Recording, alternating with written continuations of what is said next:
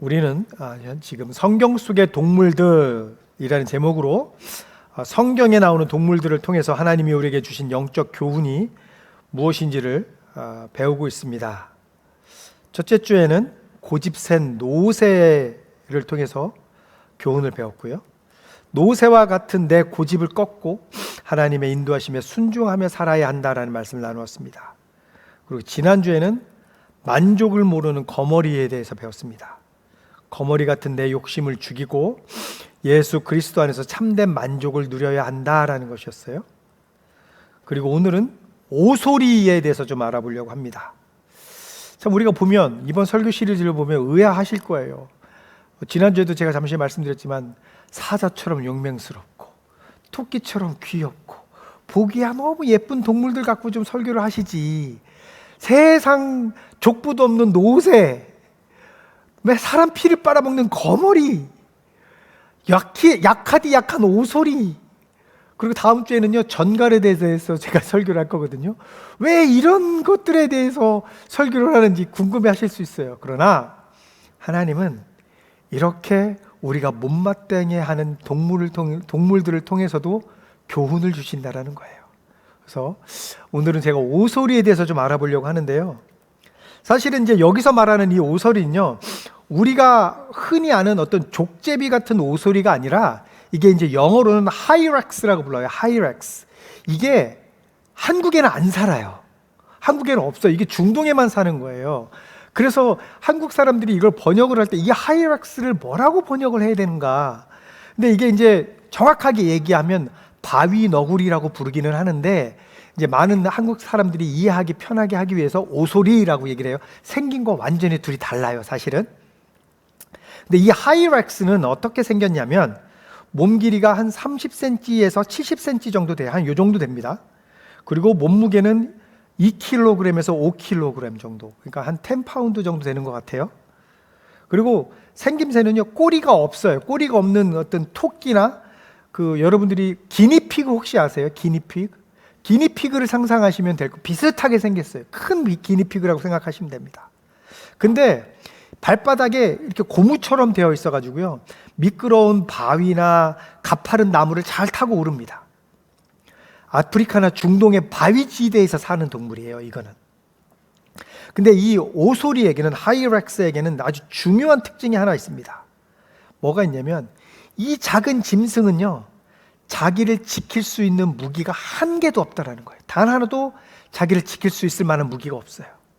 사자처럼 이빨이 날카롭지도 않고요, 토끼처럼 땅을 파고 숨을 수 없습니다. 맹수를 위협할 만한 것 아무것도 없어요. 자, 그러면 이 약하디 약한 이 짐승이 살아남기 위해서 하는 일이 무엇이겠습니까?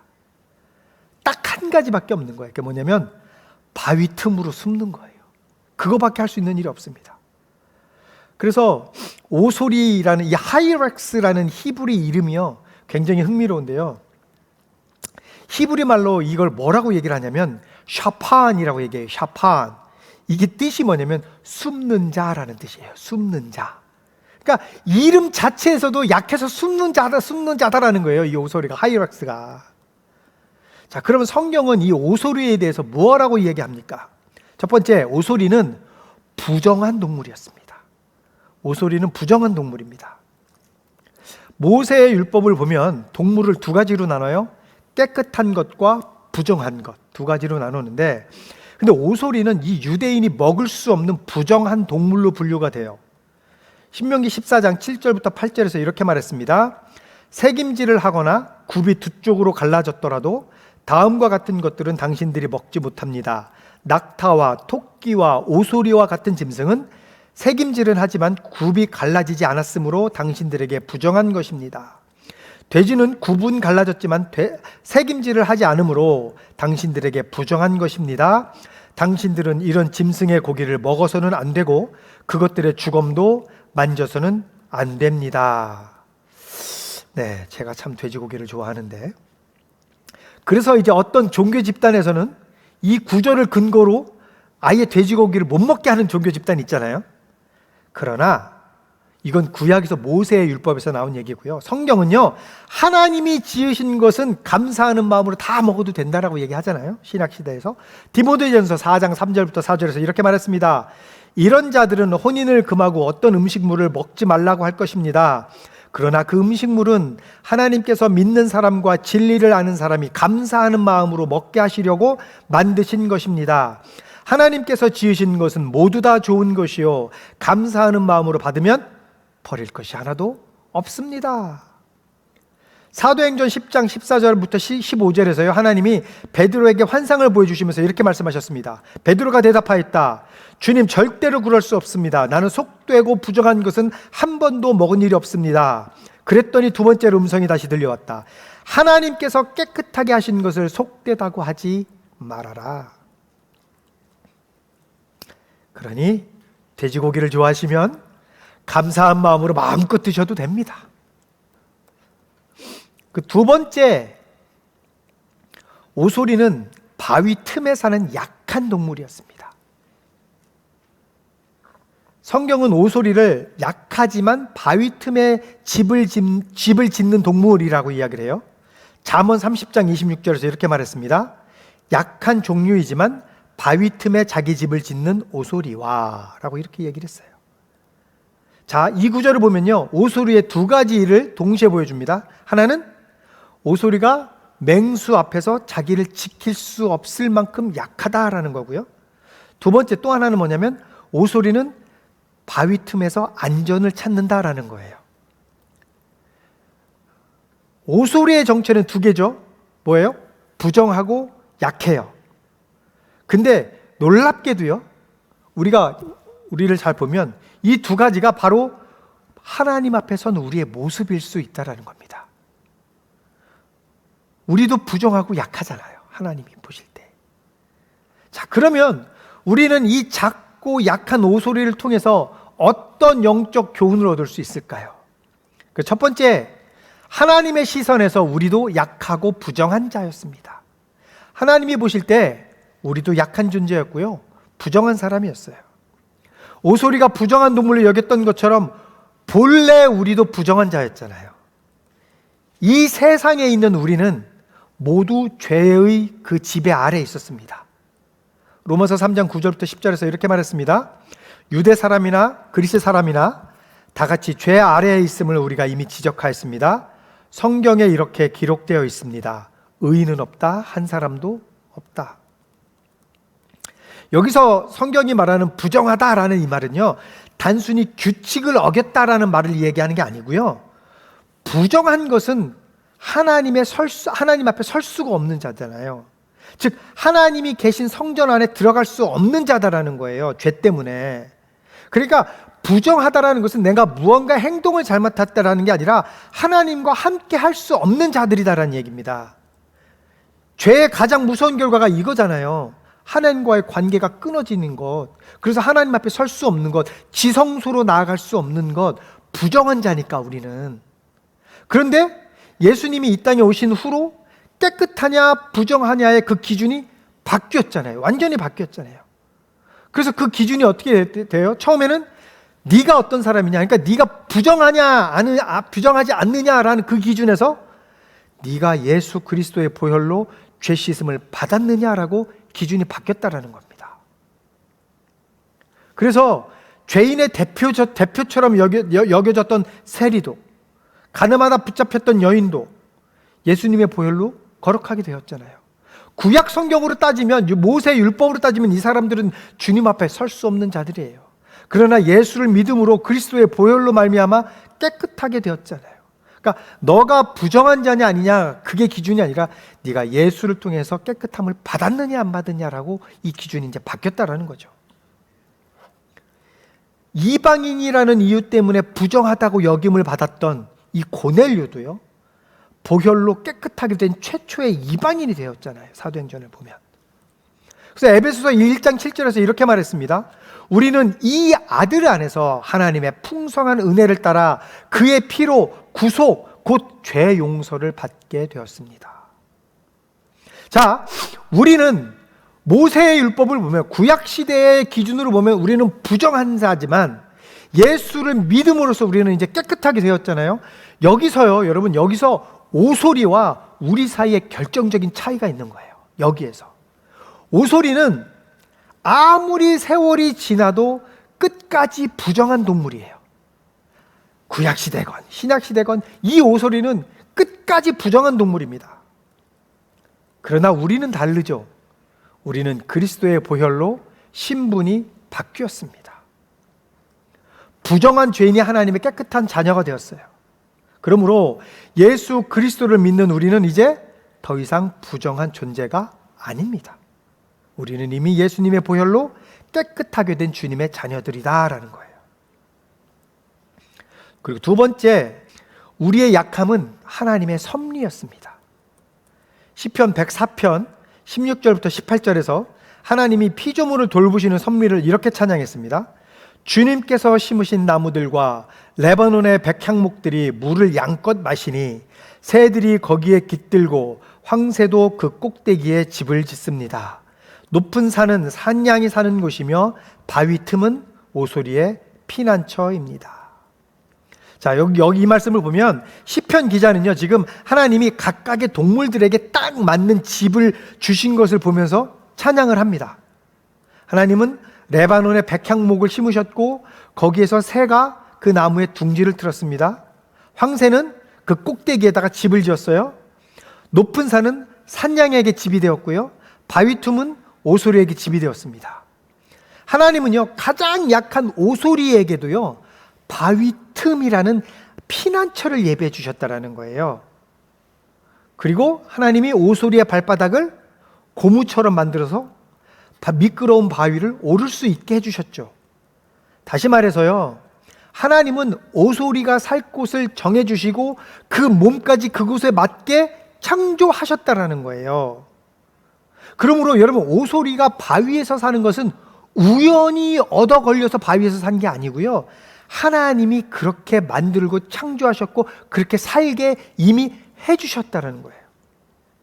그러니까 우리가 볼 때 오소리는 한없이 약한 동물인 것처럼 보이지만 하나님의 창조는 절대로 우연으로 지어진 것이 아니다라는 거예요.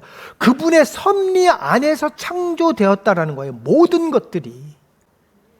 무슨 말이냐면요, 나의 연약함조차도 하나님의 섭리 안에 있었다라는 겁니다. 우리의 약함은 실수가 아닙니다. 나를 하나님께 의지하게 하시려는 하나님의 설계예요. 하나님의 섭리예요. 우리가 약해야 우리는 하나님을 의지할 수 있기 때문에. 이렇게 세상의 작은 동물, 오소리 같은 작은 동물까지도 하나님의 섬세한 돌보심을 받고 있는데 하나님이 우리를 돌보시지 않겠느냐고요. 그래서 예수님이 마태복음 6장 25절 26절에서 이렇게 말씀하셨습니다. 그러므로 내가 너희에게 말한다. 목숨을 부지하려고 무엇을 먹을까 또는 무엇을 마실까 걱정하지 말고 몸을 감싸려고 무엇을 입을까 걱정하지 말아라. 목숨이 음식보다 소중하지 아니하냐? 몸이 옷보다 소중하지 아니하냐? 공중의 새를 보아라. 씨를 뿌리지도 않고 거두지도 않고 곳간에 모아들이지도 않으나 너희의 하늘아버지께서 그것들을 먹이신다. 너희는 새보다 귀하지 아니하냐? 여러분, 이 말씀요, 잘 보셔야 돼요. 이 말씀은요, 하나님이 우리를 돌보시니까 아무 생각 없이 태평하게 살라고 하시는 말씀이 아닙니다. 이거는 가만히 있어도 하나님이 알아서 돌보시니까 걱정하지 말라는 그 얘기가 아니에요. 작은 일에 매여서 걱정하기보다는 우리에게 영원한 생명과 영원한 생명을 주시는 그 하나님의 돌보심을 바라라는 거예요. 그냥 평안하게 그냥 아무것도 하지 말고 살라는 얘기가 아니다라는 얘기예요. 걱정하지 말고 네 일을 열심히 살으라는 얘기예요. 하나님의 영광을 위해서. 그래서 그 다음에 나온 말씀이 뭐냐면 너희는 하나님의 나라와 그의 의를 구하라고. 그 다음에 나온 얘기가 이 말씀 다음에 나온 얘기가 그거예요. 걱정을 내가 하나님 앞에 맡긴다라는 거는요, 내 인생의 주님은 하나님뿐입니다라는 고백이에요. 그러므로 내가 세상에서의 염려를 내려놓는 것이 그 자체로도 하나님을 향한 전적인 신뢰가 있다라는 겁니다. 그래서 베드로전서 5장 7절에서 이렇게 말했어요. 여러분의 걱정을 모두 하나님께 맡기십시오. 하나님께서는 여러분을 돌보고 계십니다. 무슨 말이에요? 아까 말씀드린 것처럼 하나님을 신뢰함으로 내 걱정을 다 맡겨요. 그 다음에 우리가 해야 될 건 뭐예요? 그냥 태평하게 있는 게 아니라 우리는 하나님의 나라와 의를 위해서 살면 되는 거예요. 그러면 이 모든 것을 하나님이 다 더해 주실 것이다. 그 말씀하는 겁니다. 세 번째, 그러므로 하나님의 강함을 의지하시기 바랍니다. 우리는 약하니까, 우리가 약하게 지어진 것은 하나님의 섭리이니까 우리는 하나님의 강함을 의지하면 됩니다. 오솔이는 자기가 약하고 힘이 없다는 것을 알았습니다. 그래서 자기의 힘이 아니라 바위의 단단함을 의지했어요. 반석의 단단함을 의지했어요. 바위 틈에 들어가면 자기가 안전하다는 것을 알았어요. 자, 여기서요, 오솔이의 지혜가 시작되는 이 지점을 잘 보시기 바랍니다. 무슨 말이냐면 이 지혜는요, 삶의 지혜는 뭐냐면 나는 약하다라는 것을 아는 데서 시작해요. 내가 약한 것을 알기 때문에 바위 틈으로 들어가는 거예요. 자기 힘을 믿는 짐승은요, 내가 강하다라고 생각하는 짐승은 바위 틈으로 들어가지 않아요. 버티죠. 내 힘으로 어떻게든 살아보려고. 여러분, 이게 영적으로도 똑같다라는 거예요. 우리의 강함은 어디에서 나오냐면 내가 약하다라는 것을 인정하는 데서 시작되는 거예요. 바울도 이걸 깨달았잖아요. 고린도후서 12장 9절에서 이렇게 말했습니다. 그러나 주님께서는 내게 이렇게 말씀하셨습니다. 내 은혜가 너에게 족하다. 내 능력은 약한 데서 완전하게 된다. 그러므로 그리스도의 능력이 내게 머무르게 하려고 나는 더욱더 기쁜 마음으로 나의 약점들을 자랑하겠습니다.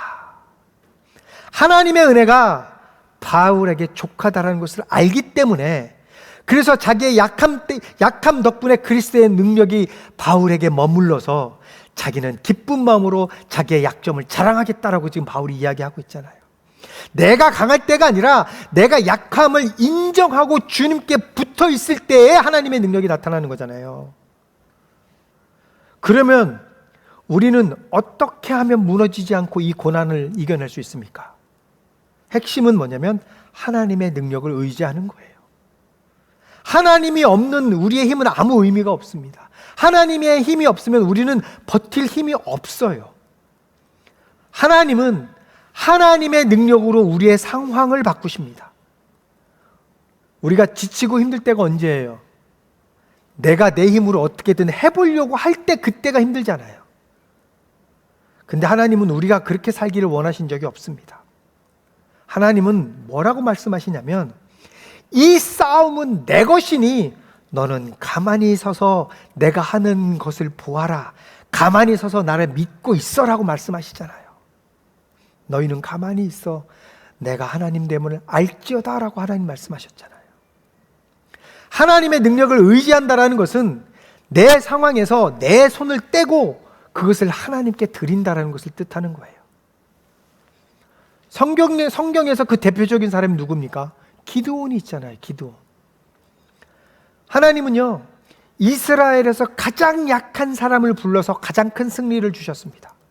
사사기 6장 15절부터 16절 이렇게 말했습니다. 기드온이 주님께 아뢰었다. 감히 여쭙습니다만 내가 어떻게 이스라엘을 구할 수 있습니까? 보시는 바와 같이 나의 가문은 므낫세 지파 가운데서도 가장 약하고 또 나는 아버지의 집에서도 가장 어린 사람입니다. 그러나 주님께서는 내가 반드시 너와 함께 있을 것이니 네가 미디안 사람들을 마치 한 사람을 쳐부수듯 쳐부술 것이다 하고 말씀하셨다. 기드온이 그들을 이긴 것은요, 그의 힘 때문이 아니라 하나님이 함께 하셨기 때문에 그래요. 여러분, 어떤 상황이요, 내 손을 벗어났다고 해서 그것이 하나님의 손을 벗어난 건 아니잖아요. 하나님이 다스리고 계시다면, 하나님이 나와 함께 계시다면 우리가 두려워할 것이 무엇이냐라는 거예요. 우리가 이 세상을 감당하기에는요, 우리가 너무 약해요. 그러나 바울은요, 우리가 하나님의 능력으로 그리스도의 삶을 살 수 있다라고 얘기해요. 이 험한 세상 가운데서 하나님이 주신 능력으로 우리는 그리스도와 같은 삶을 살 수 있다라고 이야기를 하는 거예요. 하나님의 능력으로. 고린도후서 13장 4절에서 이렇게 말했습니다. 그분은 약하셔서 십자가에 못 박혀 죽으셨지만 하나님의 능력으로 살아계십니다. 우리도 그분 안에서 약합니다마는 하나님의 능력으로 그분과 함께 살아나서 여러분을 대할 것입니다. 우리가 약할 때, 그래서 나의 모든 것을 주님께 의지할 때 바로 그때 하나님의 강하심이 우리 안에 나타난다라는 겁니다. 말씀을 정리하겠습니다. 여러분, 오소리처럼 우리는 내 힘으로는 나를 지킬 수 없는 아주 연약한 존재입니다. 우리 자신의 힘으로는 구원받을 소망도 없고요, 결국 죽음 앞에 설 수밖에 없는 존재입니다. 혹시 나는 이 세상을 살아가기에 너무 약하다고 느끼십니까? 그러면 우리는 구원의 반석, 피난처 되신 예수님께, 그리스도께 달려가야 됩니다. 우리가 그래서 앞서서 계속 그 찬양한 거예요. 주님 같은 반석은 없도다 라고. 근데 여기서 오소리와 우리 사이에 아주 중요한 차이가 있죠. 오소리가 바위를 의지해서 그 바위 속으로 들어갔어요. 그런데 그 바위는요, 살아있지도 않고 움직이지도 않고 아무것도 할 수 없는 그냥 단단한 돌덩이입니다. 그러나 우리가 의지하는 바위는 어떻습니까? 우리를 눈동자같이 지켜주시고 영원히 살아계신 반석 되신 예수 그리스도잖아요. 그 차이예요. 그래서 다윗도 그 바위를 향해서 부르짖었습니다. 시편 61편 2절 3절 이렇게 말했습니다. 내 마음이 약해질 때 땅끝에서 주님을 부릅니다. 내 힘으로 오를 수 없는 저 바위 위로 나를 인도하여 주십시오. 주님은 나의 피난처시요 원수들에게서 나를 지켜주시는 견고한 망대이십니다. 그리고 모세가 목마른 백성들을 위해서 바위를 쳤을 때 그 바위에서 물이 터져 나와서 백성을 살렸습니다. 출애굽기 17장 6절입니다. 이제 내가 호렙산 바위 위 네가 서 있는 곳 바로 앞에 서 있겠으니 너는 그 바위를 쳐라. 그러면 그 바위에서 물이 터져 나올 것이니 백성이 마시게 될 것이다. 모세가 이스라엘 장로들이 보는 앞에서 그대로 하였다. 여러분, 성경에서 이 바위가 어떤 분입니까? 이 바위는 우리를 살리는 바위입니다. 물이 나오는 바위입니다. 우리의 갈증을 해소시키는 바위입니다. 이 바위는 우리를 붙들어주는 바위입니다. 그리고 예수님은 이 반석 위에 내 교회를 세우겠다라고 말씀하셨습니다.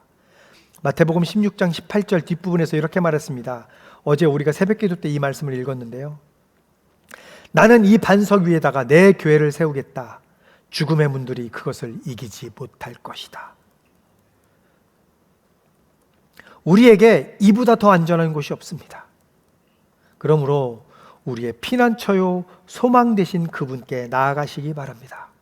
그분께 나아가서 그분이 주신 힘만 얻는 것이 아니라 모든 대적과 다가올 심판으로부터 참된 안전을 얻으시기 바랍니다.